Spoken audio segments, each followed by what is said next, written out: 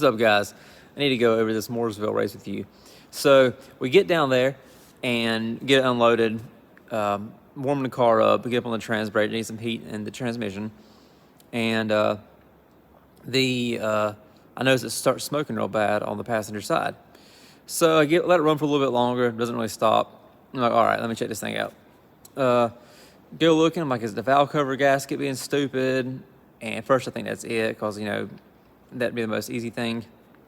Then I look, I'm like, I see it like actually like boiling on the head gasket edge. I'm like, is the head gasket leaking? I'm like, how is that possible? And at first I'm like, how can I band-aid this? And then I started thinking more. I'm like, wait, the LS doesn't have a pressurized head gasket, so there's, as far as oil port goes, there's no way it's leaking. And of course it was leaking where I had fixed the initial strip stud. Well, not leaking there, but that's where I was seeing it. Well, what it ended up being was the dipstick had got pulled out of the block, and where it's threaded in there. I think when I realized I had to thread it, I was in a hurry, usual, and I obviously didn't do a good job.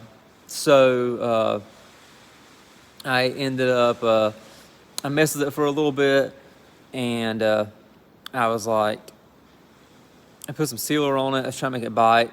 And you gotta remember when it's at the track, get the car jacked up underneath it.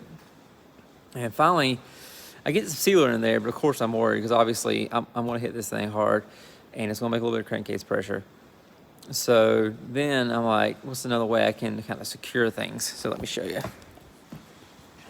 My goal was to fix this. I'm actually going to just plug the dipstick hole anyways because I don't actually check the oil. But check this out. I gotta turn this phone around, so let me see how it does. But let me get down in there. You see that? So the dipstick is actually clamped at an angle that puts downward pressure on the tube itself. And it has not leaked a single drop since then. It's actually been through that night at Mooresville and several other passes as well. So fix that. And then, let me sit down here. We go up for the chip drawing. Didn't have time to do a shakedown because of this.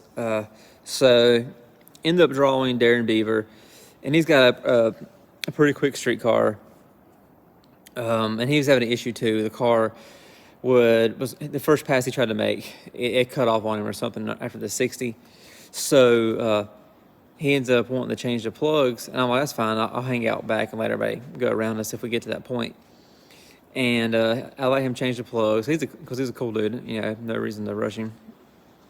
And he ends up getting them all changed. And we go up there to run, and he didn't make a trip. And I was doing decent until about 3.2, and the car started acting stupid again, like it does at Mooresville. Like we fight this track, and I don't think it's a track problem. That one night that we tapped the wall, the track was definitely not good up top, but also, you know, I overdrove it, for lack of a better term. Anyways, we got the win. So we go into round 2, and we have our arch nemesis, which really anybody with a Hemi and a blower is our arch nemesis. But we have Jason Richards. He actually, on his run before, he like blew a plug out, and somehow it blew the whole plug out, but did not blow the threaded part out, which is a weird thing to do. I ended up selling him a spare plug wire to chop up. Then they were able to use it to put it down to the center of the plug wire and get the threads out. And by doing that, I pretty much signed my own death warrant. I go up there, and the whole run, like, I was off. Like, I'm literally getting on the trans brake, and I start fiddling with my harness. Like, my harness tight enough. I'm like, my mind's not in the right spot. He trees the heck out of me. And, you know, it was out on me. And, of course, 3.2, once again, other lane this time, car breaks loose. So that was our night at Mooresville. Wasn't the best. But it, you know, the big thing was the car went straight, which was the previous issue at Shadyside, which we thought we had it fixed. But, you know, just going to a different track and seeing that it was still going straight up until that funny spot was a good thing. But so that's a recap on Mooresville. It's a short one, I know, but appreciate you guys watching. Make sure you like, share, and subscribe.